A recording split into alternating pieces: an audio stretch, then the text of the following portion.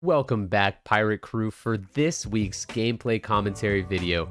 I'm your captain, Yeehaw Yadam, and we're here watching a match of Kaido versus Kaido. I know, crazy. Purple versus purple, crazy. Who's got the stage? But in all honesty, this was a very exciting match, and I'd like to showcase it off for you guys, as we've got, an interesting little scenario where if one player opens Onigashima and the other player doesn't, is it still winnable? How important is it to be on the play as opposed to being off the play? So I think this video highlights that very well, and let's get right to it. So the player on the right, starting off with, winning the dice roll, choosing to go first, and the classic pass into what I believe is a pass. There are very few 2-drops that are playable in this deck. Some people do play Sheep's Head, and there is something to be said about the 2-drop 4K attackers and how they defend versus aggro, but I don't think either player is on that at this moment. They're just on, maybe for the 2-drops, we've got the blockers, the plethora of blockers. So we get the attack first. Now, why did we take the hit? Maybe because we're looking for specific cards. It's always really important to think about what that draw that you get from life could potentially be. And here, this is us just joking. It's not a tournament match. We're having fun. He did not get Onigashima. He was searching for it off of life, and he took that hit aggressively, and he did not get paid for it. But we got to do what we got to do right now. Now we've got the situation where a player on the right, not only did he go first, and is on the play, got a player on the left without the Onigashima, and he chooses to go Jack. Now, Jack, I believe, is one of the cards that allows him to kind of keep tempo, sort of. And we're going to go ahead and attack here. Again, this is not a friendly match. We're just talking around. The player next to the player on the left is Jonathan. He's kind of like being Yami Yugi and coaching him. He summoned Jack by mistake. It should have been a Sasaki, as Sasaki allows us to get value. And instead of a 5k attack, it should have been a 6k attack. Regardless of that scenario, he would have still taken the damage on the right side. As we're missing some key pieces, sometimes opening Onigashima is not enough. You need not only the stage, but you need the top end to come with it, right? So we'll go ahead and attack again 5. Which, again, if you're attacking with just 5 on the leader, it kind of denotes that you wanted to use the rest of your Dawn to make a big play. And that's just me on the right pointing. Now, will he go to take it? He does take it again. Now, dropping 2 life very early in the game and dropping who I like to call Big Forehead. The play on the right is showcasing a different form of Kaido, what I would like to call Vanilla Rush. Right, so we have these really big statted vanilla cards that Kaido can easily defend with and continuously pressure your opponent with the leader, defend your big boys, deal the damage you need, and finish off the game using your very powerful leader ability and overpowering them with Dawn. So Forehead facilitates that, as 8k is enormous. Like, with the amount of 2ks and spells that Kaido facilitates in the deck, very hard to clear, unless, of course, you've got the Brachio Bomber. So Brachio Bomber is going to come down here, the perfect response to Forehead. Gain the Dawn, use the Dawn aggressively, and swing for 6, which prompts a 2k. Unfortunately, so I'm here in the corner, and I'm like, but didn't you guys want to potentially swing with Jack and go 5-5, and then use Jack's ability? And that kind of does change the scenario, in which, yeah, so he's going to go ahead and ditch a life. He's going to take one of the lives, defend the other one with the 2k, and that also allows him to ramp twice. So now he got the Brachio Bomber and the Jack. So even though I'm not playing, I'm still kind of no, this is for fun, trying to get better at the game experience. So fortunately, because of the Jack and the Brachio Bomber, and we didn't have Onigashima, we've been able to keep up in Dawn. Even though the right player is already at 10, we're going to be 10 on our following turn, which is really good. We're able to keep up with him. So we're going to go ahead, and the right player seizing this opportunity and saying, well, I'm going to go ahead and drop double Bamanuki, which 5 drops 7k. Again, really well statted vanillas, super strong. But this kind of forces the 10 drop, right? If the player on the left-hand side does not have the 10 drop right here, it's almost an immediate game loss, right? These 7 drops will, with the power of the 10 Dawn, the Kaido, the leader ability, you have so much threat. Like, the game is actually almost over right here because of just how big everything is. But fortunately enough, we don't end the game just yet. We persevere. We drop the 10 drop, swing for 5, and we just keep up that pressure. Now, usually, colloquially, maybe that's not the right terminology, but usually in this matchup, whomsoever drops the first 10 drop loses thy game, right? The commandment of the purple mirror. But what if your opponent doesn't have the 10 drop? Now, the Tendrop is a crazy card because not only does it wipe the board, it creates a clock in the game, right? This 12 attack character, you cannot afford to swing into it because just purple has so much counter that they can eventually combo that off to 1,000,000. You will never be able to kill it. The only true feasible answer is a 10-drop of yourself. So, and unfortunately, the right player doesn't have it. Although he had the Onigashima and crazy well stat, he had the forehead into the double Babanuki, into double X-Drake, it might not be enough to deal with the pressure that the 12-drop creates. And we're already down to 2 life on the right side. So we're just going to go ahead and defend as much as possible, drop the combo power that we don't need, but dropping this Bagua might be the mistake that eventually closes out that game for us. We might lose the combo power. Because our game plan is very simple. We have a big dude, we've got a leader, we must continue to apply the pressure, right? We have a very clear win condition. Even though we don't have the Onigashima, we're at 3 life. We have a lot of combo power in hand, so let's get there. We Brachio Bomber one of the X-Drakes. I don't love this. I don't hate this, but we have to deal with these 5 drops somehow. We're going to 6 the leader, and this 12 just connects. With no Dawn up, it's almost impossible. You either have to drop your whole hand, or you actually just cannot defend it without active Dawn. So this 12 cost just pressure. Name of the game. Now we're down to 1 life with the leader ability and the 12 drop. That in and of itself is a win condition. But it looks like, just by, again, denoting how the fashion, the speed, 5/5, not attaching any Dawn, that means the 10 drop is coming, and it must. If the 10 drop doesn't come here, the game is actually just over. So player on the left defending as much as he can because he knows his win condition is getting maybe 1 or 2 more turns down the line and potentially winning off of that. He is forced to drop the 10 drop here, and now he has no Dawn active. We have the leader. Maybe we can sneak in a cute little hit here, and then at the end of the game, we just need 1 more damage to finish it off. But can we get there is the name of the game. So we see the player on the left. He's going to go ahead and drop a queen. Now, queen is excellent here as it allows us to cycle. Plus, it adds a blocker. It is a real threat. 6K is a real body. It's not a fake body by any means. And he looks at the Onigashima here off the draws, and he's thinking to himself, can I afford to play this card? And the answer is maybe. But theoretically, I don't think you do. That card is just a non-combo power or non-countered card in your hand, and your game plan is very simple.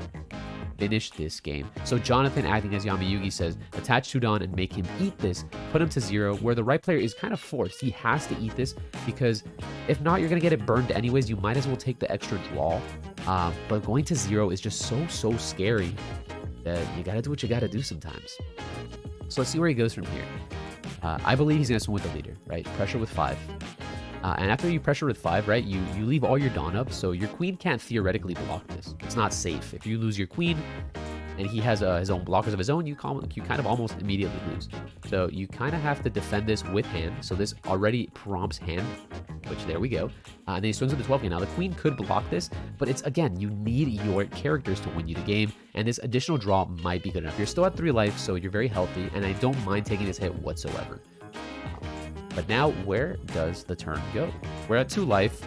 Where does the right player really want to do this? Well, obviously, we got to tap the stage. Don't forget to use all of our mandatory effects. But I like getting it out of the way first, just so you don't forget it later on in the game. Just do all of your mandatories, all of your continuouses, and then proceed. So he goes and plays the stage here, and his hand is looking very event heavy. He goes and he's thinking about this. He's wiggling in his chair. He thinks about what he wants to do. He doesn't really have a true attacker in his hand. It's he has a queen that he can drop, but by dropping the queen, he goes down and leaves only 2 up. And even leaving 2 up, if he gets Brachio Bombered and then an assortment of Dawn, he actually could potentially lose. So he opts to leaves the doors open. He says, hit me, baby. 1 more time. That was a bad joke. So, again, pressuring with the leader. This is going to prompt. You're going to have to use your hand. No event can be used for this 5K. If you can hold events, you're going to choose to. Unfortunately, we need 2K over the 5, which is exactly what the left player wants. We want to over combo him as much as possible, as well as push as much as we can. So, again, very good. Kaido Mirror is all about pressuring, and then using your very powerful cards to gain the advantage. So we're going to go ahead and 9-drop here. Now, the 9-drop here, once again, I think I mentioned it last week. I mentioned it again this week. So important to keep up your Dawn. You don't have to use the rush right now, because let's say he gains minus these 5 Dawn. To gain the rush ability, what do you inherently gain by that? Nothing. You prompt 2 cards out of his hand, and then you're in a board space where now, like, You don't have the combo power to save him, and on the next turn, you don't have the Dawn to really push, right? So it uses to keep the Dawn, because Dawn is power. It is, right? Especially when you don't have the Onigashima, you can't afford to lose all of your speed and then not have any recovery. You have to pay your taxes. Fortunately, the right player doesn't know what paying your taxes feels like because he has the stage. So that is what it is. So again, pressuring 5 at face. Well, these characters do not need Dawn. You see how the 5 immediately gets over comboed? The 12 is eating it. He doesn't have to defend his board. Having 2 characters makes it so much easier to go for lethal as opposed to 1. So we're going to go ahead and now we have space for queen, because since we're at 10 Dawn, we can play 5 and then keep 5. Keeping 5 is exactly double Bagua Breath, which is exactly what I think he's going to keep. He chooses to dump a Bagua here. Again, I'm not entirely sure if this is correct, as again, a longer game state would be excellent. So the player on the left is going to go to 10 Dawn here. And now we're in quite a pickle for the player on the left. He had the answer from the 10 drop. Now he has a queen of his own, and we're going to see... Ooh, his hand's looking terrible, right? He has 4 cards in hand. It's Brachio Bomber, Queen, Blast Breath, Stage. 2 of those cards are non-counter, and the other one is a queen. So what do we do from here? Unfortunately, since we Brachio Bombered, we can't play the queen because we're now down to 4. So we have to finagle some sort of lethal. And it's just unfortunate because because your leader is kind of a vanilla this turn. So he goes 8, 7, and then he's going to 10 him. Which, again, I'm not sure it was the correct line. And we're going to Bagua 2K. And that's just going to be all that she wrote. But I want to highlight, I'm going to pause the game here. It obviously ends on the following turn as the player on the right just attaches all of his Dawn wherever he really truly feels like it. There's only 2 cards in his opponent's hand with no Dawn up, and you just yeehaw finish that game right off. But I want to go ahead and highlight this scenario because this scenario is one of those tricky little pickles that we find ourselves in One Piece, right? Where my opponent's at 0, he has 1 blocker, I have 3 attacks, he has 5 Dawn up, right? Let's respect the 5 Dawn and argue that that is 12k combo power. Not only does he have the 12k combo power, he has a 2k and a 1k in hand. His hand is pretty fat. And is there a way for us to get lethal? If we use our 10 Dawn through the queen, it's going to be tough. Obviously, if we Brachio Bomber the queen, we're going to use 6 of our Dawn immediately. So 6 Dawn to remove a blocker. Oh, really, really tough. Is there an other way that we could have used our Dawn here to potentially go for game? Not sure. And that's what I'm going to think about here. Funnily enough, let's say if my opponent on the left was at 9. If he was at 9 Dawn, he could Brachio Bomber to gain the Dawn, then have a 5 extra, and then go for 10, 6, 5. 5, 6, 10, sorry. 5, 6, 10, which prompts basically the right player's entire hand, and then he can play the queen to go off on that, right? Which is kind of cool. But we're not at 9, we're at 10. So with this, I guess we are kind of forced to Brachio Bomber, which feels like crap. But it is what it is. Let's say Brachio Bomber is the right move. What is your right amount of Dawn after, right? So he has a 2k and a 1k. So I think we go 6. We have 4 Dawn active. So we could put 1 on our leader. No, leader has to be 5, right? So he has the 5. He's going to drop the 1k. 7 prompts a Blast Breath. And then that's 1 Dawn active. We put 3 on the Kaido. 13. Can we manage our way with 13?